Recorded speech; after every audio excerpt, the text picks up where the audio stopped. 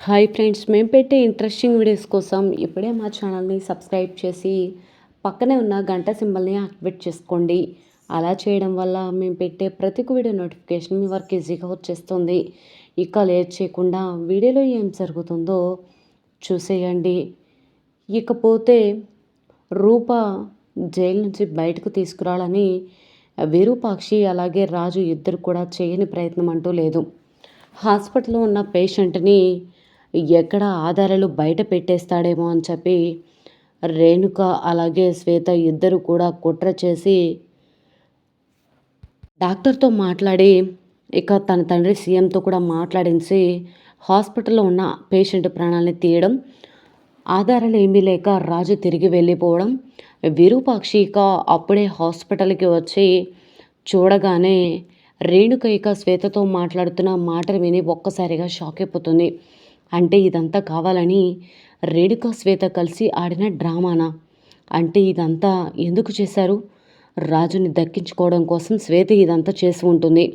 దానికి సాయం చేసిన రేణుకను కూడా అస్సలు వదిలిపెట్టరని చెప్పి శ్వేత వెళ్ళిపోగానే రేణుక గొంతు పట్టుకొని నిజం నిరూపించగానే ఇక మీడియా ముందు శ్వేతే ఇదంతా చేసింది అన్న నిజం బయట పెట్టగానే రూపని బయటకు తీసుకొచ్చి ఇక శ్వేతని కస్టడీలోకి తీసుకుంటారు పోలీసులు.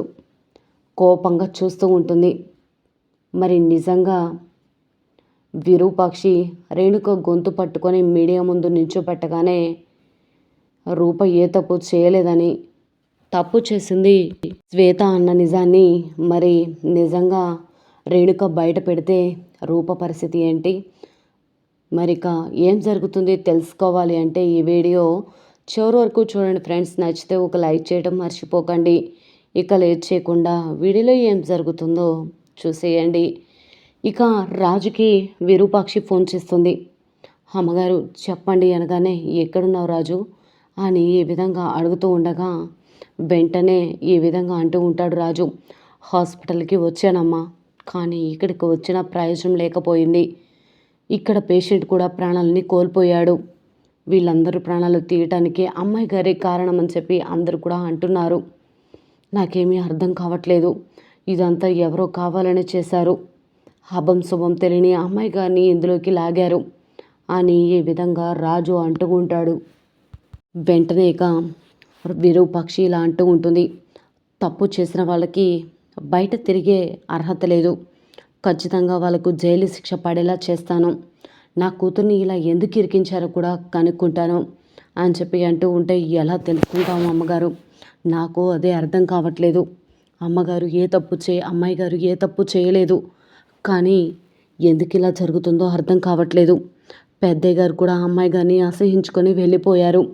అమ్మాయి గారు స్టేషన్లోకి వెళ్ళి కూర్చున్నందుకు కూడా బాధపడట్లేదు. కానీ పెద్దయ్య గారు నోటికొచ్చినట్టు మాట్లాడడం వల్ల అమ్మాయి గారి మనసు చాలా గాయపడింది అనగానే, సరే రాజు, నేను ఇక స్టేషన్కి వెళ్ళి రూపతో మాట్లాడతాను అనగానే, సరే అమ్మగారు వెళ్ళండి, అమ్మాయి గారి మనసు కొంచెం కుదుట పడుతుంది అనగానే, సరే రాజు అని చెప్పి మందారానికి ఇక ప్రతాప్ని చూసుకోమని చెప్పి వెంటనే ఇక ఆటోలో విరూపాక్షి స్టేషన్కి బయలుదేరి వెళ్తుంది.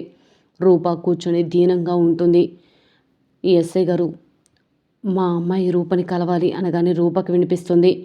వెంటనే ఇక అక్కడ వాళ్ళ తాలూకా వాళ్ళు చనిపోయారు కాబట్టి రూప మీద దుమ్మెత్తిపోసినట్టు మాట్లాడుతూ ఉంటారు.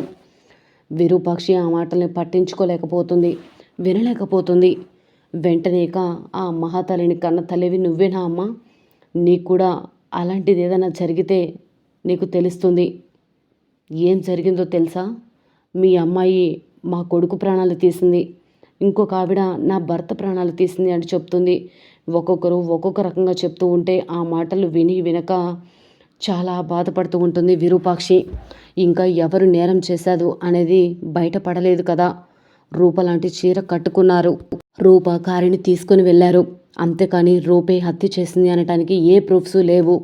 నేను ఖచ్చితంగా నిరూపిస్తాను ఎస్ఐ గారు అని ఈ విధంగా అంటూ, నేను కొంచెం మా అమ్మాయి రూపతో మాట్లాడాలి అనగానే, సరే మేడం వెళ్ళండి అని చెప్పి అంటూ ఉంటాడు ఎస్ఐ. వెంటనే రూప అని పిలవగానే, అమ్మ, నాన్నగారికి నా మీద కోపం పోయిందా? నాన్న కూడా నేను తప్పు చేశానని నమ్ముతున్నారు కదా. నేను ఎటువంటి తప్పు చేయలేదమ్మా అని చెప్పి రూప వేడుకుంటూ ఉంటుంది. తప్పు చేసినట్లు అన్ని సాక్ష్యాలు కూడా నీ వైపే చూపిస్తున్నాయి రూప అనగానే, అంటే రాజు కూడా అనగానే, రాజు మాత్రం నువ్వు తప్పు చేయలేదని చెప్పి నిరూపించడానికి ఆధారాల కోసమే తిరుగుతున్నాడు.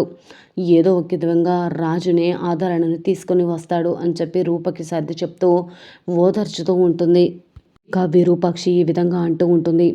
సరే రూప, నీకోసం భోజనం తీసుకొచ్చాను, తినమ్మా అనగానే, నాకు ఆకలిగా లేదమ్మా అని చెప్పి రూప అనగానే, సరే నేను తినిపిస్తాను పట్టు అని చెప్పి రూపని దగ్గరగా కూర్చోబెట్టుకొని విరూపాక్షి గోరుముద్దలు తినిపించడం చూసిన రూప చాలా బాధపడుతూ ఉంటుంది.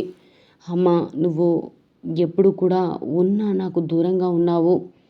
నా చిన్నప్పటి నుంచి నిన్ను చూసిందే లేదు. నువ్వు ఎక్కడున్నావో కూడా తెలీదు. కానీ నాన్న ఎప్పుడు నాకు ముద్దలు కలిపి పెడుతుంటే అమ్మ చేత తినాలని, అమ్మ ఒడిలో పడుకొని నిద్రపోవాలని ఎన్నెన్నో కలలు కన్నానమ్మా. కానీ కలలుగానే మిగిలిపోయాయి అని ఈ విధంగా అంటూ రూప అంటూ ఉంటే, రూప బాధపడకు అనగానే, నీ చేత భోజనం తినాలనుకున్నాను కానీ ఈ పరిస్థితిలో తినాలని అస్సలు ఊహించలేదమ్మా అని చెప్పి ఈ విధంగా అంటూ ఉంటే, బాధపడకు రూప అని చెప్పి విరూపాక్షి ఓదార్చుతూ ఉంటుంది ఈ రూపని. ఇక రాజు ఫోన్ చేసి ఉన్న ఒక్క ఆధారం కూడా లేదని చెప్పడంతో విరూపాక్షి కంగు తింటుంది. ఏం చేసినా సరే ఖచ్చితంగా అని ఆలోచిస్తూ ఉండగా ఒక్కసారిగా హాస్పిటల్కి వెళ్తున్నప్పుడు రేణుక ఇక శ్వేతతో మాట్లాడుతున్న మాటల ఆధారంగా ఇదంతా రేణుక శ్వేతని చేసి ఉంటారని అనిపిస్తుంది. ఖచ్చితంగా అని చెప్పి, ఒక్క నిమిషం రూప, ఇప్పుడే ఇంటికి వెళ్ళాలి అని చెప్పి బయలుదేరి వెళ్ళిపోతుంది. వెంటనే ఇక రేణుక దగ్గరికి వెళ్ళి రేణుక అని పిలవగానే, ఎవరు ఈ టైంలో అని చెప్పి బయటకు వచ్చి చూడగానే విరూపాక్షి ఉంటుంది. ఏంటి, అక్కడ ప్రాణాలను తీయమని చెప్పి ఇక్కడ హాయిగా పడుకున్నావా? నా కూతురు జైల్లో చెప్పకూడదు తింటూ ఊసలు లెక్క పెడుతుంటే నువ్విడ హాయిగా పట్టు పాన్పు మీద పడుకున్నావా?